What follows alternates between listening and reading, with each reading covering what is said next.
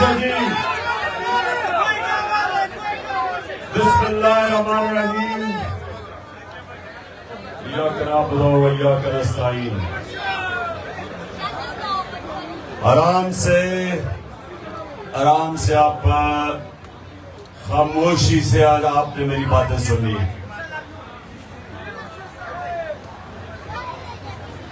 آج باہر بھی ہمارے جو ٹائیگر آئے ہوئے ہیں وہ بھی آج اسکرین کے ذریعے یہ بات سن رہے ہیں، تو ان کو بھی میں ساروں کو خوش آمدید کہتا ہوں۔ اچھا، نجم نے نعتیں پڑھی آپ کے لیے۔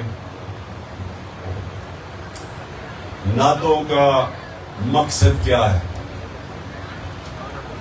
ہر چیز کا مقصد ہوتا ہے۔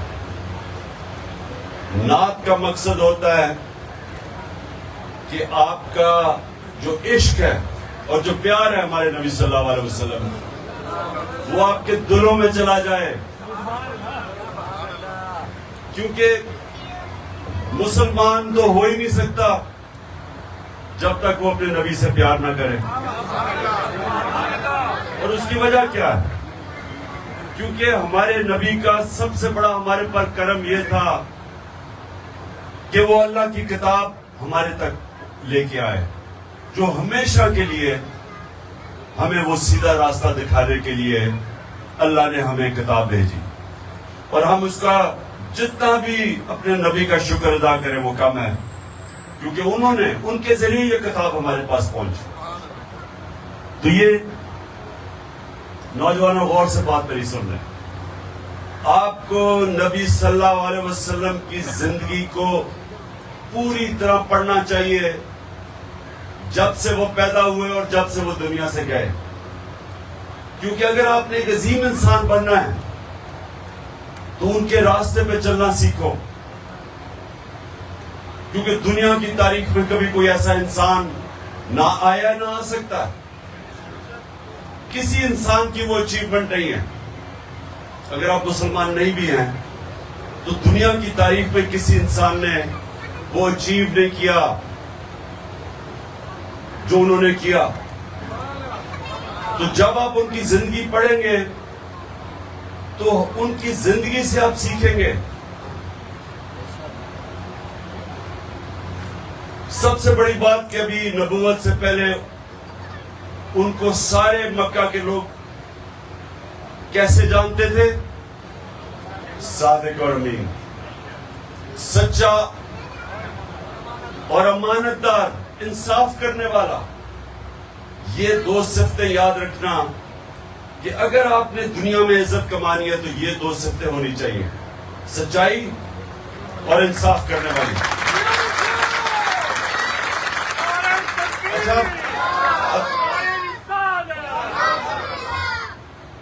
اب دوسری چیز، شاباش بچوں کی بھی آج ان کی بھی میں نے ٹریننگ کروانی ہے۔ اب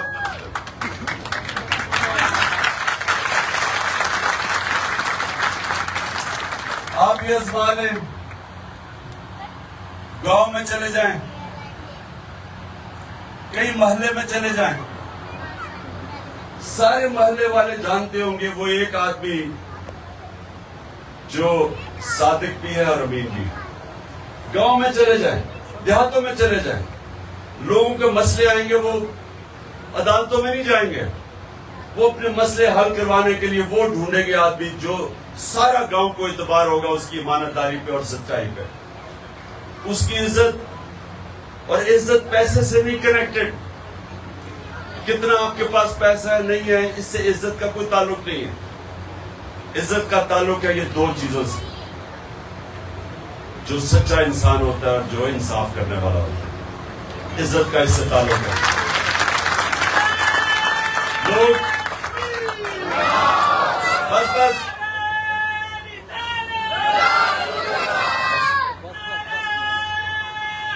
یا جی، اب سنو میری بات، دیکھیں میرے پاس اب رہ گئے ہیں 15 منٹ۔ کتنے منٹ؟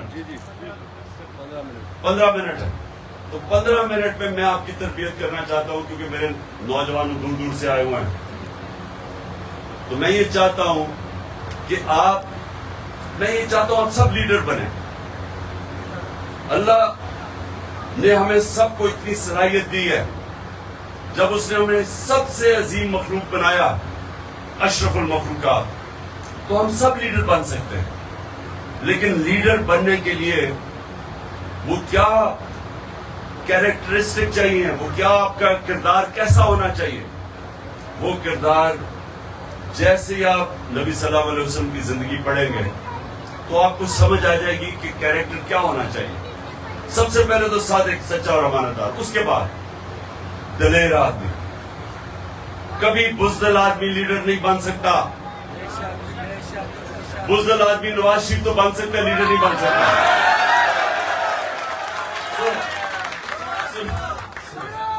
سنے میں نے اس کا نام نہیں لینا تھا. میں صرف آپ کو مثال دے رہا تھا کہ دلیر اور بزدلی میں کیا فرق ہے. اتنا سا پریشر پڑتا تو سیدھا ملک سے باہر بھاگ جاتے ہیں. اس لیے سنیں تو یہ آپ نے بات سمجھ لی. دلیری کدھر سے آتی ہے؟ دلیری کدھر سے آتی ہے؟ نا نا نا نا نا نا. عمران خان کو بھی کدھر سے آئی تھی دلیری؟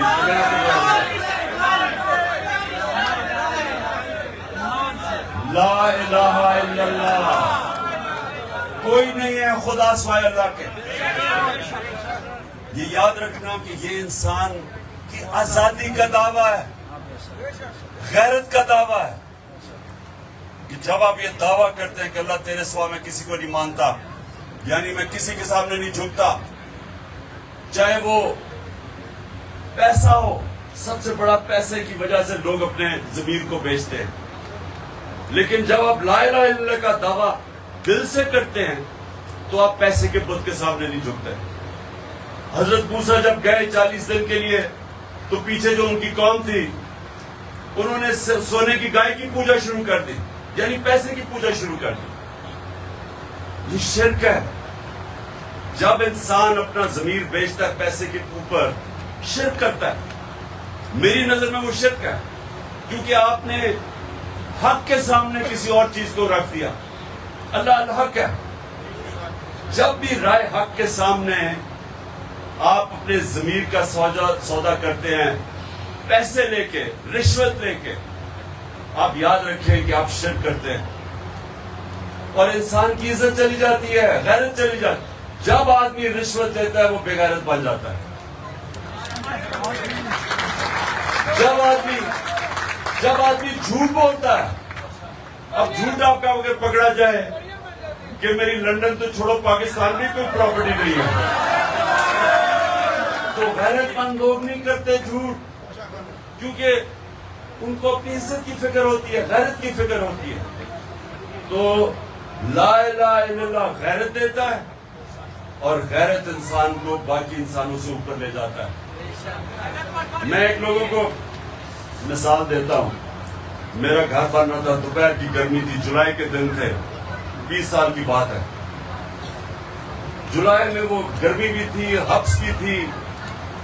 تو میں دیکھا سارے جو مزدور, میں دیکھ رہا تھا اپنا گھر, تو میں دیکھ رہا مزدور بیچارے تھک کے کوئی درخت کے نیچے بیٹھ جاتا تھا, تھک جاتے.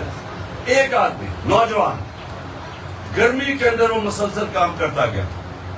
جب کام ختم ہوا میں نے اسے کہا, میں تمہیں انعام دینا چاہتا ہوں. میں نے اسے پیسے پکڑائے.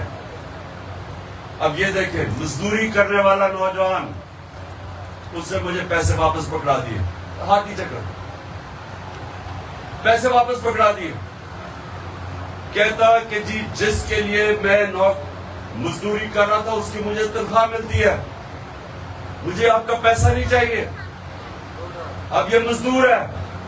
اب سوچیں کہ میرے اندر اس کی عزت کتنی گئی, مزدور کی عزت میرے دل میں گئی. جو پیسہ آپ کو عزت نہیں دیتا, آپ جب اپنی عزت کرواتے ہیں دنیا آپ کی عزت کرتی ہے. کبھی کسی انسان جو اپنی عزت نہیں کرتا دنیا اس کی عزت نہیں کرتی. اور بدقسمتی سے ہمارا ملک, ہم جب جا کے دوسروں سے پیسے مانگتے ہیں تو قوم کی عزت نہیں ہوتی. اس لیے انشاءاللہ موقع ملے گا ہم نے ملک کو اپنے پیر پہ کھڑا کرنا ہے انشاءاللہ۔ اچھا اب آگے چلیں۔ اب یہ دیکھیں کہ جب نبوت ملتی ہے تو ان کو کتنے مشکل وقت سے گزرنا پڑتا ہے۔ جہاں تک میں نے تاریخ میں پڑھا 40 مسلمان ہوئے 10 سالوں میں۔ سنیں ذرا، 40 لوگ صرف 10 سالوں میں مسلمان ہوئے، اور ان کو ہر قسم کی مشکل کا سامنا کرنا پڑا۔ اب سوال ہمیں یہ پوچھتے ہیں اپنے آپ سے کہ جس کو قرآن میں اللہ اپنا حبیب کہتا ہے، جس سے اللہ پیار کرتا ہے، اس کو اللہ نے مشکل وقت سے کیوں گزارا؟ پہلے سال ہی دے دیتے مدینہ کی ریاست، کیوں 13 سال مشکل وقت سے گزارا؟ اس سے ہم کیا سمجھتے ہیں کہ مشکلیں جب انسان پہ پڑتی ہیں تو ہمیں ڈرنا نہیں چاہیے۔ مشکلیں انسان کو مضبوط کرتی ہیں، آپ کو طاقت دیتی ہیں۔ جب آپ اپنے بازو کے اوپر بھار رکھتے ہیں تو آپ کا بازو مضبوط ہو جاتا ہے، کمزور نہیں ہوتا۔ بازو کو استعمال نہ کرو وہ کمزور ہو جاتا ہے۔ اللہ نے انسان کو ایسا بنایا، تو انہوں نے ہمیں ہمیشہ کے لیے بتایا کہ جب ہمارا نبی صلی اللہ علیہ وسلم اپنے حبیب کو مشکل وقت سے گزارا تو ہم سب کو بتا رہے ہیں کہ مشکلوں سے ہمیں ڈرنا نہیں چاہیے، کیونکہ جتنی مشکلیں پڑتی گئیں، میرے نبی اور ان کے حبیب، ان کے جو ساتھی تھے وہ تکڑے ہوتے گئے، نظریہ ان کا پختہ ہوتا گیا، کہ چھوڑ کے بھی چلے گئے، لیکن جو ان کے ساتھ بچ گئے وہ ایسے مضبوط نظریاتی لوگ تھے کہ انہوں نے دنیا کی تاریخ کا سب سے بڑا انقلاب لے کے آئے۔ تو وہ مشکل وقت سے گزر کے ہی ان میں ان کا نظریہ بھی پختہ ہوا، ایمان تکڑا ہوا، اور ان ایمان والے لوگوں نے دنیا کی تاریخ بدل دی۔ اور وہ بدلی کیسے؟ کہ 13 سال مشکل وقت گزار کے جب ان کی جان کو خطرہ تھا، جان کو خطرہ ہوتے ہوئے اللہ کا حکم آیا کہ ہجرت کرو، مدینہ پہنچتے۔ پہلے 4-5 سال مدینہ میں امہ خطرے میں تھی، جنگ احد اور جنگ خندق کے اندر بہت مشکل سے امہ بچی، اور اس کے بعد جو وہ انقلاب آیا، یہ تاریخ، اب انسانی تاریخ کی میں بات کر رہا ہوں۔ 625 جنگ بدر 313 لوگ، 636 یارموک کی جنگ، رومن ایمپائر، لاکھ فوجی ان کے جدید ہتھیار، اور خالد بن ولید کے مسلمانوں کے سامنے گھٹنے ٹیک دیتے ہیں۔ 11 سالوں میں، 313 سے 11 سالوں میں پہلے رومن ایمپائر کرتا ہے، اور اگلے سال 637 میں دوسری سپر پاور گر جاتی ہے ان کے سامنے۔ یہ تاریخ کا حصہ ہے۔ تو وہ لوگوں کی جو تربیت کی انہوں نے، مشکل وقت سے گزرے، اللہ نے ہمیں بتایا کہ مشکل وقت سے نہیں ڈرنا چاہیے۔ جب آپ نماز پڑھتے ہیں کہ اللہ ان کے راستے پہ لگا جن کو نعمتیں بخشی، ان کے لیے جو غلط راستے پہ چلے گئے، ایک چیز صرف آپ نماز میں اللہ سے مانگتے ہیں، وہ سیدھا راستہ۔ تو وہ جو سیدھا راستہ ہے وہ آپ اپنے نبی کا راستہ مانگ رہے ہیں، وہ آسان راستہ نہیں ہے، لیکن وہ آپ کی عظمت کا راستہ ہے۔ کبھی گھبرانا نہیں چاہیے مشکلوں سے، تو جی پولیس آ گئی، ٹیئر گیسنگ ہو گئی، یہ ہو گیا وہ ہو گیا، کہ کچھ نہیں فرق پڑتا، آپ اور تکڑے ہو جاتے ہیں اس سے۔ یہ ظلم کے سامنے جب کھڑا ہوتا ہے انسان کو اور تکڑا کر دیتا ہے، وہ اور بڑے چیلنج لینے کے لیے تیار ہو جاتا ہے۔ اور یہ جو آپ کی ماشاءاللہ جو آپ کارکن نکل رہے ہو، آپ وہ نظریاتی کارکن نکل رہے ہو جس نے انشاءاللہ پاکستان کو حقیقی آزادی دلوانی ہے۔ اور حقیقی آزادی کیسے آئے گی؟ اب سن لو ذرا، نہیں سنو، آنے کیسے آئے گی؟ جیسے نبی صلی اللہ علیہ وسلم نے مدینہ کی ریاست سنبھال کے انسانوں کو آزاد کیا. 2 طرح آزاد. یہ اب غور سے سن لو. کبھی بھی غلام کوئی بڑے کام نہیں کر سکتا.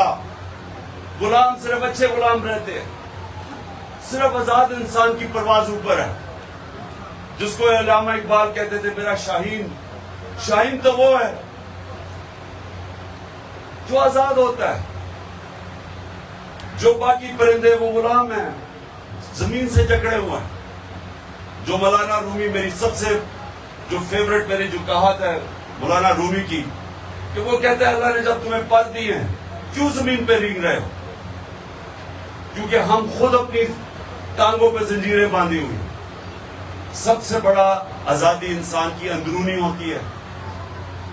لا الہ الا اللہ. کوئی نہیں, جب یہ دعویٰ کرتے ہیں کوئی نہیں ہے سوائے خدا سوائے اللہ کے, آپ آزادی کا دعویٰ کر دیتے.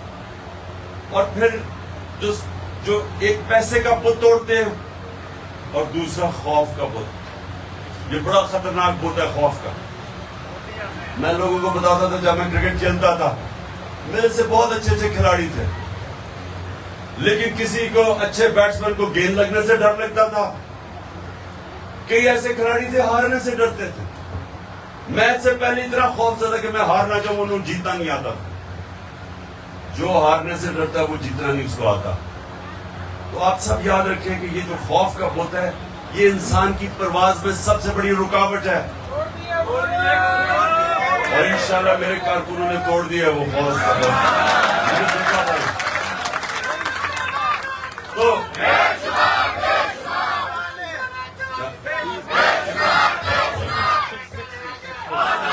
6 منٹ جی